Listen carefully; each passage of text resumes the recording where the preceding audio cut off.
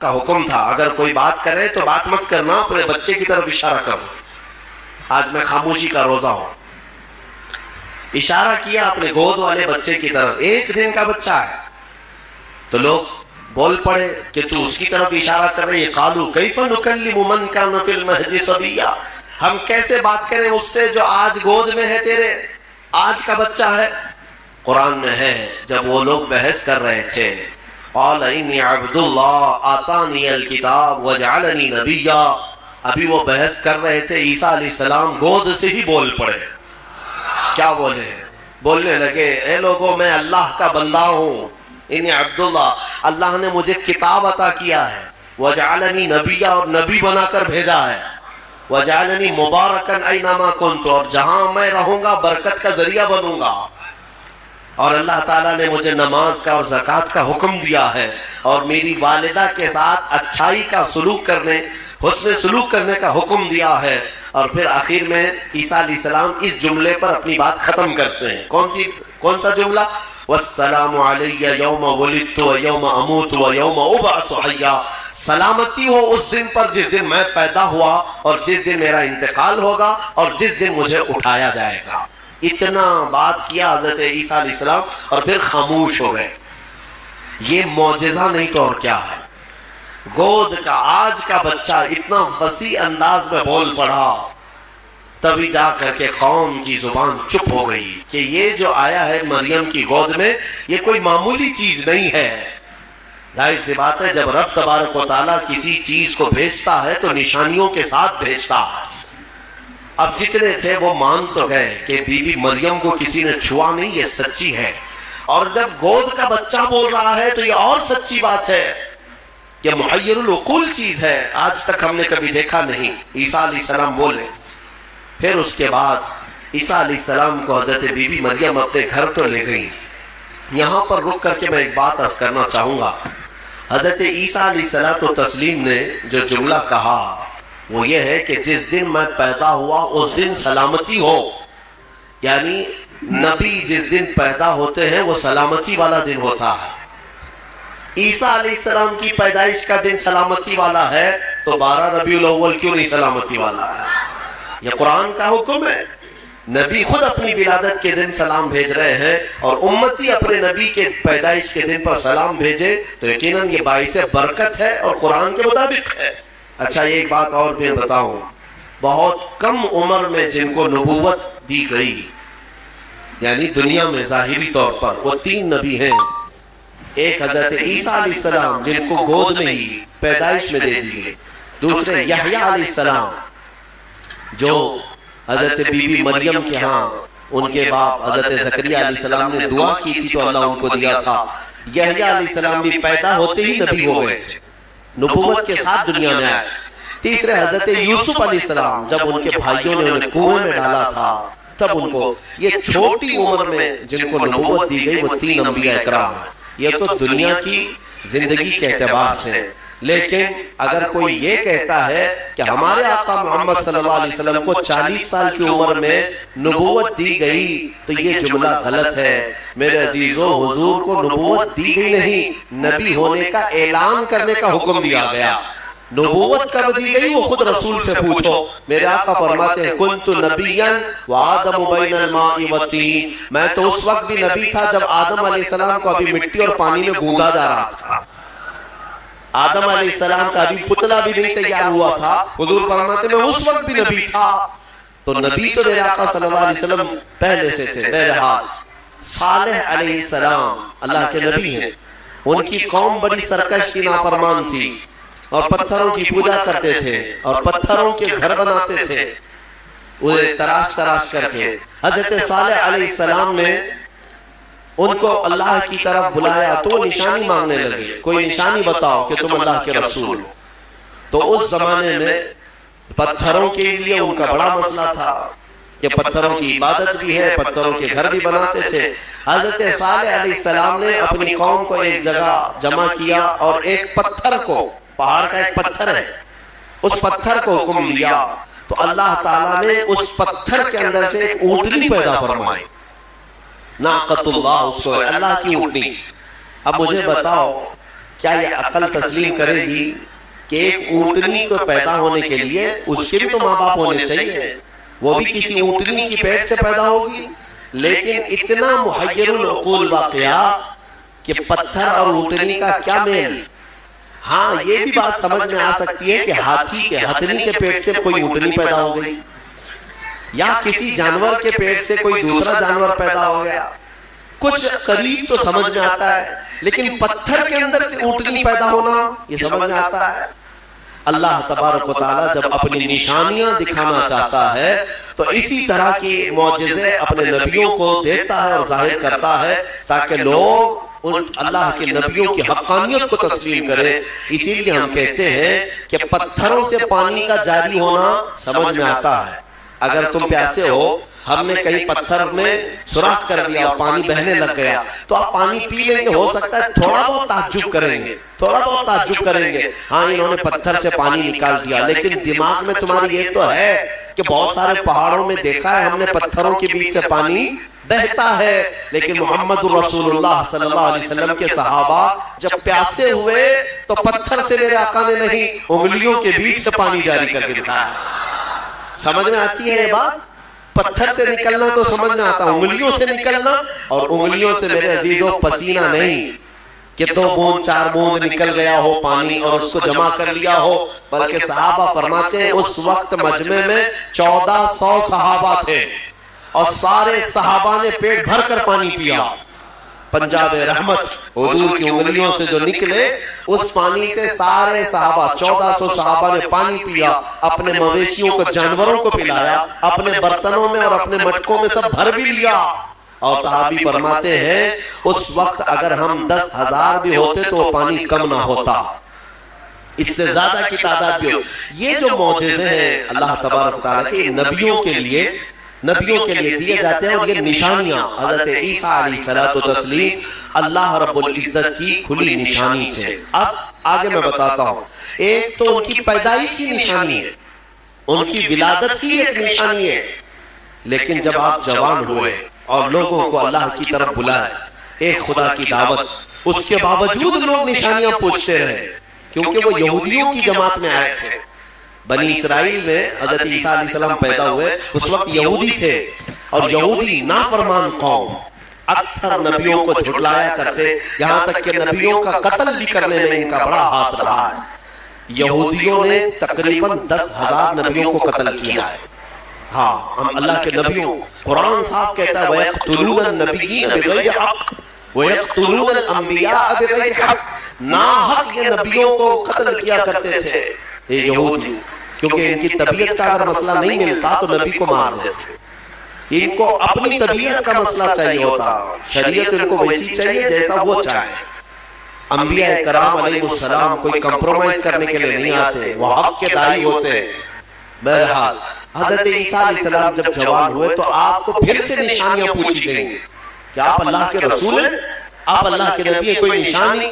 اب اللہ تعالیٰ نے آلریڈی ان کی ولادت ایک نشانی ہے، پھر ان کو معجزے عطا کیے۔ کون کون سے معجزے؟ عیسیٰ علیہ السلام کو 3 معجزے اور دیے گئے، 3 معجزے۔ وہ کیا تھے؟ عیسیٰ علیہ السلام خود اپنی زبان میں فرماتے ہیں، جس کو قرآن میں اللہ تبارک و تعالیٰ نے بیان فرمایا، کیا ہے؟ احیی الموتى باذن اللہ، ابرئ الاکمہ والابرص واحیی الموتى باذن اللہ، اور ایک ہے وَأُنَبِّئُكُمْ بِمَا تَأْكُلُونَ وَمَا تَدَّخِرُونَ فِي بُيُوتِكُمْ۔ 3 معجزے۔ توجہ چاہتا ہوں، عیسیٰ علیہ السلام کو 3 معجزے دیے۔ پہلا معجزہ، کوڑ کی بیماری والے، سفید داغ والے کوئی بھی بیمار آئے، عیسیٰ علیہ السلام اپنا ہاتھ رکھتے تو صحیح ہو جاتا۔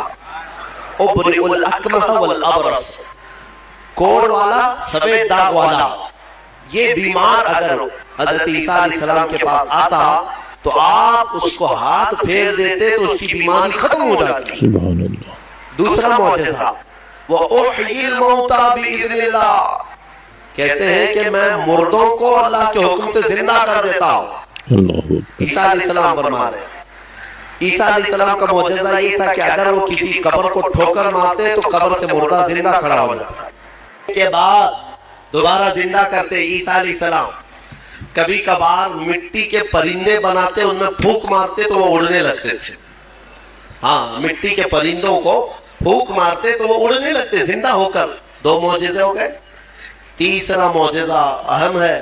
عیسیٰ علیہ السلام فرماتے ہیں وَأُنَبِّئُكُم بِمَا تَأْكُلُونَ وَمَا تَدَّخِرُونَ فِي بُيُوتِكُمْ، تم اپنے گھروں میں بیٹھ کر جو کچھ بھی کھاتے ہو اور جمع کرتے ہو، عیسیٰ علیہ السلام فرماتے ہیں میں یہیں بیٹھ کر کے سب بتا دیتا ہوں، ساری چیزوں کی میں خبر دیتا ہوں. عیسیٰ علیہ السلام کا معجزہ یہ تھا کہ تم اپنے گھروں میں جو کھاتے ہو جمع کرتے ہو سب کی خبر عیسیٰ علیہ السلام کو ہے. یہ ظالم نادان جو میرے نبی کے علم غیب کا انکار کرتے، قرآن پڑھا بھی ہے کہ نہیں پڑھا؟ عیسیٰ علیہ السلام جو بنی اسرائیل کے نبی ہیں، جو بعد میں حضور کی امت میں آئیں گے آسمانوں سے، اور آئیں گے حضور کی امت، حضور پاک صلی اللہ تعالیٰ علیہ وسلم کی امت میں رہیں گے.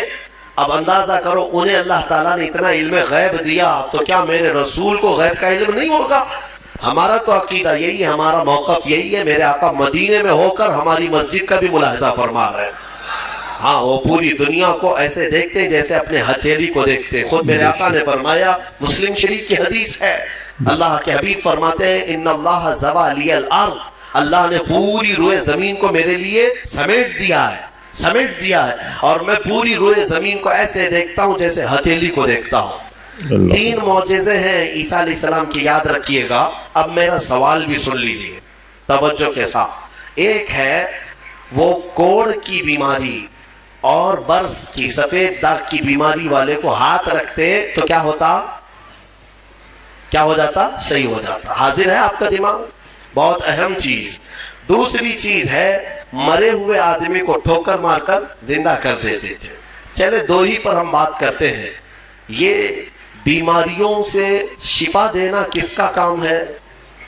عقیدہ تو یہی ہے نا، اللہ کا کام ہے. پھر سوال تو یہاں ان لوگوں کے لیے بھی بن پڑتا ہے جب ہم اپنے مصطفیٰ کے لیے کہتے ہیں یا رسول اللہ شافی و نافی ہو تم، وافی و کافی ہو تم، درد کو کر دو دوا، تم پہ کروڑوں درود. ارے یہ بریلوی شرک کر رہا ہے.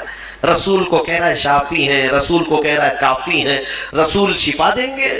جب ہم درود تاج میں پڑھتے ہیں دافع البلاء والوباء والقحط والمرض والالم، ہمارے رسول بلاؤں کو دفع کرنے والے، وباؤں کو دفع کرنے والے، درد کو دور کرنے والے، ہر کرب سے آزاد کرنے والے، ہم پڑھتے ہیں درود میں.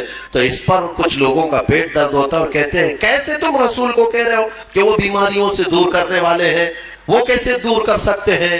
ان سے میرا سوال یہ، قرآن کی کوئی آیت پڑھا بھی ہے یا نہیں؟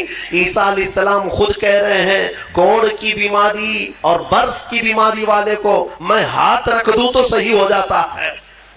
عیسیٰ علیہ السلام ہاتھ رکھ دیں تو صحیح ہو جاتا ہے.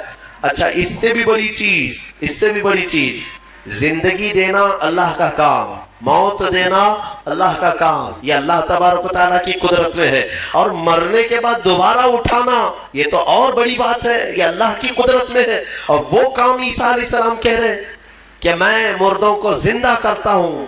میرے عزیزوں، اب یہ شرک نہیں ہوا؟ عیسیٰ علیہ السلام کے بارے میں اگر کوئی عقیدہ رکھے گا کہ وہ مردوں کو زندہ کرتے تھے تو شرک ہو جائے گا. کچھ لوگوں کے فتوے کے حساب سے تو شرک ہے، کیونکہ وہ رسول کے واقعات کو نہیں مانتے. غوث پاک نے اگر کسی مردے کو زندہ کیا تو کہتے ہیں یہ جھوٹی کہانیاں ہیں. ہاں، یہ کیسے ہو سکتا ہے؟ یہ صرف اور صرف اللہ رب العزت کا کام. پھر قرآن جو عیسیٰ علیہ السلام کے بارے میں بتا رہا ہے، کیا عیسیٰ خدا ہے؟ عیسیٰ علیہ السلام خدا ہے؟ یہاں ایک نقطہ سمجھ کر کے چلو. اللہ رب العزت یقیناً قادر مطلق ہے، رزاق وہی ہے، خالق وہی ہے، شافی وہی ہے. لیکن اگر وہ اپنی طاقت کسی محبوب رسول یا نبی کو شفا دینے کی طاقت دے دے، دوبارہ زندہ کرنے کی طاقت دے دے، یا بیماریوں سے دور کرنے کی طاقت دے دے، تو اس میں کسی کے پیٹ درد ہونے کی ضرورت نہیں. مولا جسے جو چاہے وہ مقام عطا فرمائے. یہ شرک بھی نہیں ہے، اللہ جسے جو چاہے وہ عطا فرمائے. اسی لیے ہمارا موقف یہ ہے الحمدللہ کہ ہم مانتے ہیں کہ رسول پاک صلی اللہ تعالیٰ علیہ وسلم بیماریوں کو دور کرتے تھے، لیکن ہم انہیں خدا نہیں مانتے۔ جیسے عیسیٰ علیہ السلام اللہ کی عطا سے بیماروں کو شفا کرتے تھے، میرے مصطفیٰ بھی اللہ کی عطا سے بیماروں کو شفا کرتے ہیں، اور اسی لیے ہم مانگتے بھی ہیں میرے آقا کی بارگاہ میں۔ ہمیں بزرگوں نے سکھایا ہے۔ بلکہ ایک حدیث بھی میں آپ کو بتا دوں، ایک صحابی آئے اور ان کے بھائی کا پیٹ درد کر رہا تھا، بہت تکلیف تھی، حضور کے پاس آئے، کہا یا رسول اللہ میرے بھائی کا پیٹ بہت درد کر رہا ہے۔ ڈاکٹر نہیں تھا کیا مدینے میں؟ کوئی طبیب نہیں تھا، وہ صحابی حضور کے پاس کیوں آئے؟ اس لیے کہ صحابہ کو معلوم تھا کہ یہ شفا خانہ ہے، یہاں سے جو حکم ہوگا اس میں شفا ہے۔ حضور اکرم صلی اللہ تعالیٰ علیہ وسلم نے فرمایا جاؤ اپنے بھائی کو شہد چٹاؤ، اسقیہ عسلا، اسے شہد چٹاؤ۔ وہ گئے، شہد چٹایا تو جلاب لگ گئے، یعنی بہت زیادہ لوز موشن شروع ہو گئے۔ وہ دوسرے دن بھاگے بھاگے آئے، کہا میں نے تو کل شہد چٹایا لیکن وہ زیادہ اس کا درد بڑھ گیا اور موشن شروع ہو گئے، یعنی جلاب ہو گئے، دست آ رہے۔ تو حضور پاک صلی اللہ علیہ وسلم نے دوسرے دن پھر کیا دوا فرمائی؟ کہا اسقیہ عسلا، جاؤ اس کو پھر شہد چٹاؤ، پھر سے شہد چٹاؤ۔ ایک دوا سے اگر فائدہ نہ ہو تو آپ پھینک دیں گے۔ اور وہ صحابی دوسرے دن پھر گئے، اپنے بھائی کو کہا آج پھر شہد کھاؤ۔ پھر انہوں نے شہد کھایا تو آج تو ایسا ہوا کہ ان کا بستر خراب ہو گیا، اٹھنے بیٹھنے کی طاقت نہیں تھی، اتنے زیادہ دست ہونے لگی۔ شہد جیسی کھا رہے بڑھتا جا رہا ہے، بڑھتا جا رہا ہے۔ تو کوئی آ کے یہ تو کہہ سکتا تھا کہ ریئیکشن ہو رہا ہے، دوا بدل دیں۔ تیسرے دن آئے وہ صحابی، کہا یا رسول اللہ اب تو اور حالت بری ہو گئی، بہت زیادہ تکلیف ہے۔ تیسرے دن میرے آقا صلی اللہ علیہ وسلم نے فرمایا جا اپنے بھائی کو شہد چٹا۔ تیسرے دن بھی اس صحابی نے کہا یا رسول اللہ شہد چٹاؤں؟ کہاں تیرے بھائی کا پیٹ جھوٹ بول رہا ہے، اللہ کا نبی سچ بول رہا ہے۔ وہ گئے، تیسرے دن شہد چٹایا۔ تیسرے دن جب شہد چٹایا تو نہ جلاب ہے نہ درد ہے، بلکہ پہلے سے بہتر صحت ہے، صحت و تندرستی پہلے سے بہتر ہے۔ وہ آئے، میرے عزیزوں کہنا یہ تھا کہ حضور پاک صلی اللہ تعالیٰ علیہ وسلم نے پھر ارشاد فرمایا کہ تمہارے بھائی کو شہد کی جو تجویز کی گئی تھی وہ اللہ تبارک و تعالیٰ کے حکم سے ہے کہ شہد میں اللہ نے شفا رکھا ہے۔ اب وہ گڑبڑ کیوں ہو رہی تھی؟ ایک بار چٹانے کے بعد اور گڑبڑ۔ شیطان اس طرح سے کرواتا ہے تاکہ تمہارا عقیدہ رسول کی بات پر نہ رہے، اور اگر تم جمے رہ گئے اسی بات پر تو شفا تو اللہ ہی کی طرف سے آئے گی۔ بسا اوقات ایسا ہوتا ہے کہ کچھ لوگ ہم سے آ کر کے کہتے ہیں کہ حضرت کوئی وظیفہ دے دیجئے، وظیفہ دیے، جو کام تھا وہ بھی چھوٹ گیا، آپ نے جو دیا اس سے ریئیکشن ہو گیا ہے۔ اکثر لوگوں کو ایسا لگتا ہے ہمارے پاس وظیفہ لیتے ہیں، تعویذ لیتے ہیں، 2 دن کے بعد پھر بولتے ہیں کہ حضرت ابھی تک کچھ ہوا نہیں ہے۔ تو کیا ہمارے پاس موسیٰ علیہ السلام کی چھڑی ہے کہ ابھی ماریں گے تمہاری دکان کھل جائے گی، بازار میں تمہارا مر لگ جائے گا؟ صبر بھی تو کوئی چیز ہے۔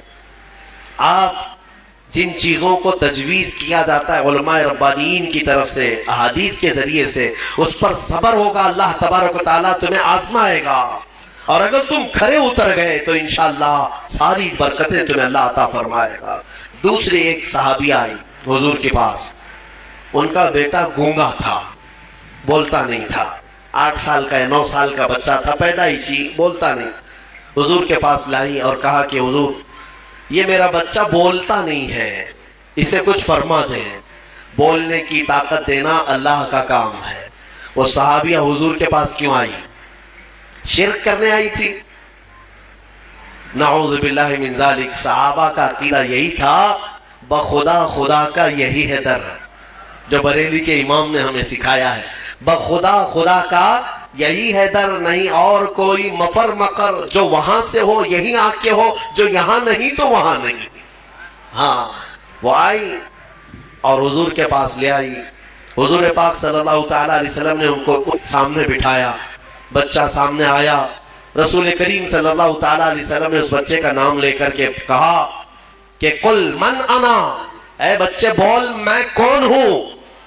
सवाल हुजूर ने फरमाया, वो गूंगा पैदाइशी बोल पड़ा, अशहदु अन्नका मुहम्मदन रसूलुल्लाह, मैं गवाही देता हूं कि आप मोहम्मद अल्लाह के रसूल हैं। मुझे बताओ, इसीलिए हमारे इमाम आला हज़रत फाजिल बरेलवी रज़ी अल्लाह तआला अन्हु ने फरमाया है, आंख अता कीजिए उसमें जिया दीजिए, जलवा करीब आ गया तुम पे करोड़ों दुरूद। हम मानते हुजूर की बारगाह में है तो ये सहाबा का ही अकीदा है। मेरे अजीजों, मैंने ईसा अलैहिस्सलातु तस्लीम के इन वाक़यात से यह साबित करने की कोशिश की है कि अल्हम्दुलिल्लाह अहले सुन्नत व जमात का जो मौक़िफ़ है वो कुरान और हदीस के मुताबिक है। कोई गुमराह ना हो और ना ही गुमराहियों में आए, अल्हम्दुलिल्लाह। अब मैं यहाँ पर बात ख़त्म करता हूँ तफसीर को। ईसा अलैहिस्सलाम के इन मौजिज़ों को देखकर बहुत से ईमान भी लाए, बहुत से ईमान भी लाए, और आपकी एक जमात बढ़ती गई। आपके 4 शागिर्द मशहूर हुए। वैसे आपके जो हवारियीन हैं, जो असहाब हैं, जो आपके सहाबा थे, उनको हवारियीन कहा जाता है। वो 12 लोग थे। उन 12 में 4 मशहूर हैं जिनके नामों से इंजील है आज भी। मत्ती, लोका, यूहन्ना, मिरकस, ये अरबी नाम है। इनको इंग्लिश में अलग अलग कहा जाता है, जॉन, मैथ्यू। ये जो बाइबल मैथ्यू, बाइबल जॉन, ये सब जो है उन्हीं 4 शागिर्दों के नाम हैं। ईसा अलैहिस्सलाम के बड़े फरमाबरदार, बड़े वफादार थे, और इन्हीं सहाबा से उनका दीन फैला, मजहब ईसाइयत, या जिसको आप ये समझ लें ईसा अलैहिस्सलाम का जो दीन था वो दीन इस्लाम के अकाइद से मुख्तलिफ नहीं था। उस दीन में भी अल्लाह को एक माना जाता, और ईसा अलैहिस्सलाम को अल्लाह का बंदा और उनका रसूल, अल्लाह का रसूल। ये दीन इसी तरह चलता रहा और इसी की तबलीग भी होती रही। लेकिन यहूदियों को ये बात न भाई। यहूदी उस वक्त से ईसा अलैहिस्सलाम पर इल्ज़ाम लगाते थे, उनकी माँ को गालियाँ देते थे। ईसा अलैहिस्सलाम का एक वक्त ऐसा भी आया कि यहूदियों के नरगे में, क्योंकि यहूदी बड़े ही फित्तीन और प्लान करने वाले, मंसूबा करने वाले लोग, ईसा अलैहिस्सलाम के कत्ल का मंसूबा बना लिया। और इस कत्ल के मंसूबे से वो आखिरी दिन था ईसा अलैहिस्सलाम का, जिस घर में ईसा अलैहिस्सलाम एक बागीचे में अपने शागिर्दों के साथ रहे, उनको तालीमात दी और सबको रुखसत किया और कहा, आज के बाद मैं तुमसे मुलाकात नहीं करूंगा, तुम दीन हक पर कायम रहना। शागिर्द सब चले गए, ईसा अलैहिस्सलाम तन्हा घर में थे। यहूदियों की एक जमात आई कत्ल के मंसूबे से, और सब के सब हथियार से लेस होकर हजरत ईसा अलैहिस्सलाम के घर का घेराव कर लिए। यहूदियों ने अपने एक आदमी को अंदर भेजा कि जाओ देख कर के आओ ईसा क्या कर रहे हैं, किस हालत में है। एक शख्स अंदर आया ईसा अलैहिस्सलाम को देखने के लिए, यहूदियों का एक शख्स अंदर आया, और जैसे ही वो अंदर आया, कुरान में मौला फरमाता है वलाकिन शुब्बिह लहुम, यानी जिसका मफहूम ये है कि अल्लाह ने ईसा अलैहिस्सलाम की शक्ल उस आदमी को दे दी और ईसा अलैहिस्सलाम को आसमानों पर उठा लिया, आसमानों पर उठा लिया। बल रफ़अहु अल्लाहु इलैहि, कुरान में अल्लाह फरमाता है अल्लाह ने उनको अपनी तरफ उठा लिया। ईसा अलैहिस्सलाम आज भी जिंदा हैं, आसमानों पर बाकी हैं। अब वो शख्स अंदर आया, बहुत देर तक वो बाहर नहीं आ रहा था, तो यहूदी बाहर जो खड़े थे वो परेशान थे कि हमारा जो आदमी गया है वो आया नहीं अभी तक। उसके बाद सबों ने कहा चलो कहाँ उसको देखेंगे, हमला करते हैं। सबके सब घुस गए और अंदर जो शख्स था वो ईसा अलैहिस्सलाम की शक्ल का दिख रहा था, उसी को पकड़ कर लाए, उसको खूब मारा और फिर ला करके बाहर सूली पर चढ़ा दिया, सूली पर चढ़ा दिया सलीब पर, और फांसी दे दी। फांसी देने के बाद फिर उनको याद आया हमारा आदमी कहाँ गया जो ढूंढने के लिए गया था। तो वो कुछ लोग थे जो जानते थे पाँव जो नीचे से थे वो नहीं बदले थे, अल्लाह ने उसकी असली शक्ल पर ही रखा था। तो कुछ लोगों ने पाँव देख करके कहा ये तो हमारा आदमी है, इसके पाँव तो हमारे आदमी की तरह है। लोगों ने कहा अगर ये हमारा आदमी है तो फिर ईसा कहाँ गए, ईसा इस घर से कहाँ गए? उनको हमने अंदर जाते देखा है, अंदर हमने घेराव किया है, वो कहाँ गए? इसी शक में रह गए ये ईसा है कि हमारा आदमी है। कुछ कहते हमारा आदमी है, कुछ कहते नहीं ईसा है। इसी चक्कर में रह गए ये लोग, इनको पता ही नहीं था कि ईसा अलैहिस्सलाम कहाँ गए। जाहिर सी बात है ईसा अलैहिस्सलाम जब आसमानों पर उठा लिए गए, अब अगर ये खबर कोई देगा तो कोई अल्लाह का नबी ही देगा ना, کوئی نبی ہی دے گا، غیب کی خبر کون دے گا؟ اور اتفاق کی بات، عیسیٰ علیہ السلام کے آسمانوں پر اٹھائے جانے کے بعد سے لے کر 550 سال تک کوئی نبی نہیں آیا۔ اس کے بعد اگر کوئی نبی آیا تو ہمارے آقا محمد صلی اللہ علیہ وسلم آئے، صرف حضور آئے 570 سال کے بعد۔ میں آپ کو بتاتا ہوں ان یہودیوں کے چکر کو اور عیسائیوں کے چکر کو بھی، عیسائی بیچارے ان کو خود کو بھی نہیں معلوم تھا کہ ہمارے نبی کہاں ہیں۔ بعض کا عقیدہ یہ بن گیا کہ ہمارے نبی کو سولی پر چڑھا دیا گیا، اسی لیے آج بھی وہ لوگ سلیب ڈال کر کے گھومتے رہتے۔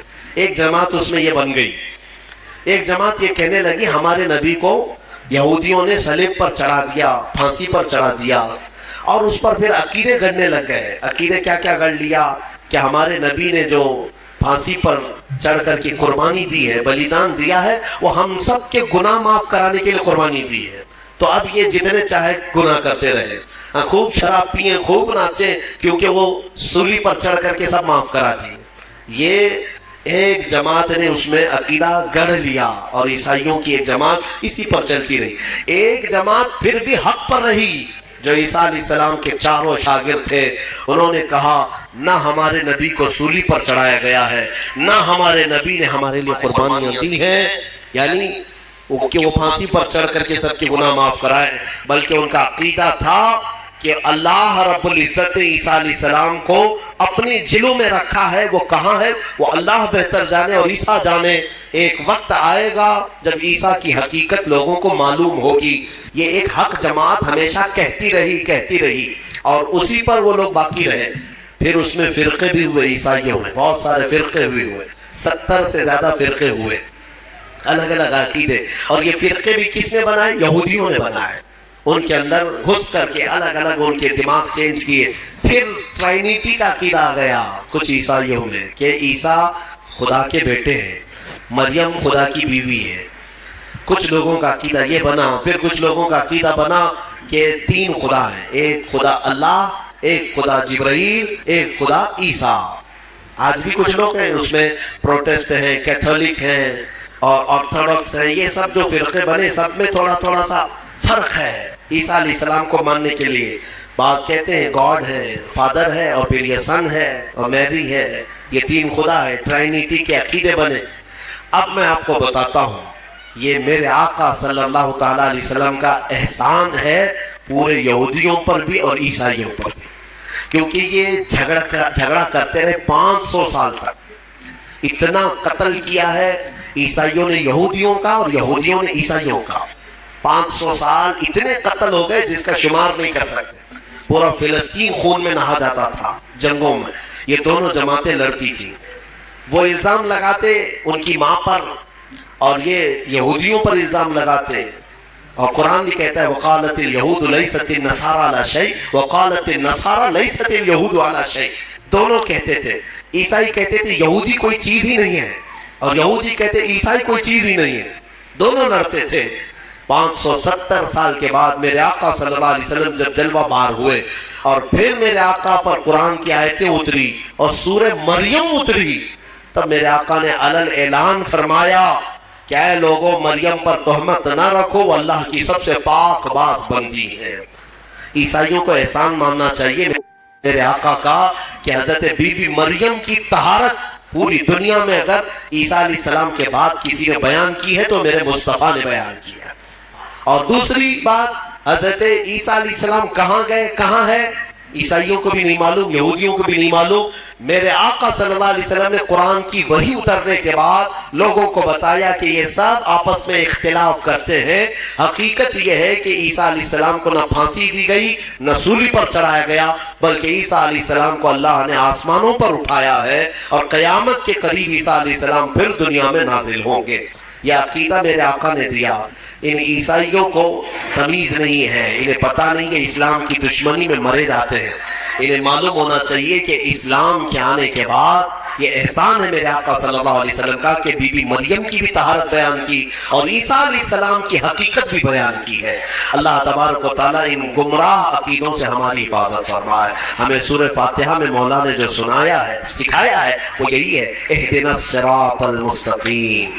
دعا کرتے نا آپ، اے اللہ ہمیں سیدھا راستہ چلا. کون سا سیدھا راستہ؟